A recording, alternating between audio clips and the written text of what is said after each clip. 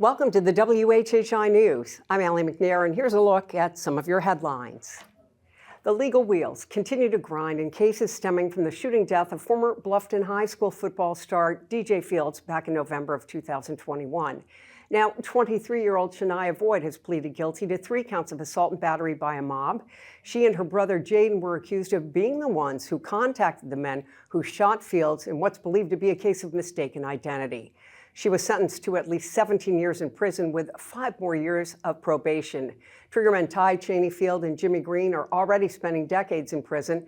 Shania's brother Jaden has already pleaded guilty to charges similar to those of his sister and is serving a 12-year sentence. Well, the state Supreme Court has decided unanimously that state lawmakers will not get to keep the pay raise they voted themselves last session.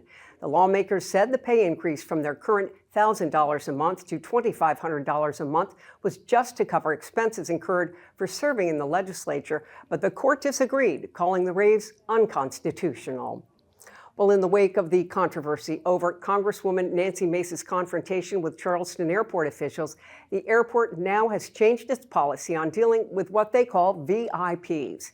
Federal lawmakers and other dignitaries will no longer receive expedited passage through security or protective services unless contacted by TSA agents, who are now the contact point for those services.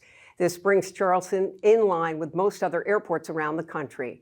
Mace says she's still planning to sue the airport and American Airlines for the incident that occurred back at the end of October. Well, South Carolina will be featured in filmmaker Ken Burns' new documentary, The American Revolution, on PBS. Burns told the Post and Courier that the series is the most crucial project in his close to 50 years of filmmaking.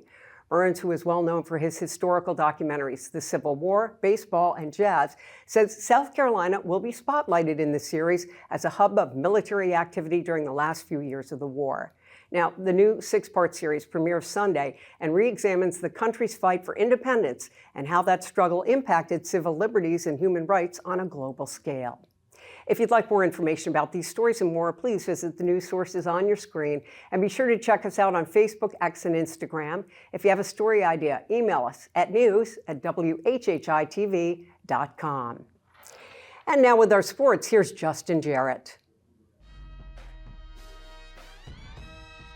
Hey, it's time for Last Night in the Lowco on WHHI, powered by LowcoSports.com. And it's time to get ready for another round of the high school football playoffs. Only 6 of the 16 Lowco teams who entered the postseason survived round 1, but we still have a couple of serious contenders in the mix. The Hilton Head Seahawks blew past South Aiken in their Class 4A playoff opener and will try to keep the momentum rolling when Wilson visits the Nest on Friday. The Seahawks clobbered the Tigers 43-0 in the most recent meeting in 2023, so we have high hopes that Hilton Head will keep carrying the Lowco banner into round 3. We're also hopeful about Hampton County's chances of a deep run in Class 2A, but the Hurricanes will get a tough test Friday when Sherrod comes to town. The Braves are built on a stout defense that will try to slow down Hurricane star Jalen Singletary. Easier said than done. 4 area SCISA programs are 1 win away from playing for a state title, including perennial SCISA 3A contender Hilton Head Christian Academy, which made quick work of Trinity Collegiate to earn a trip to Wilson Hall on Friday.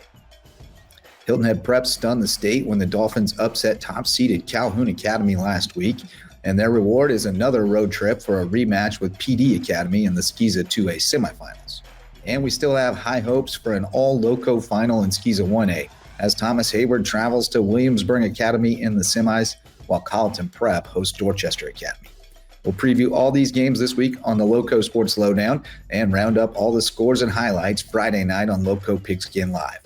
For Lowco Sports and WHHI, I'm Justin Jarrett. Until next time, go Lowco. Thanks a lot, Justin. And speaking of sports, we want to let everyone know that WHHI-TV will be live streaming the semifinal game between Hilton Head Christian Academy and the Wilson Hall Barons. That's Friday night at 7:30. Don't go away. We'll be right back.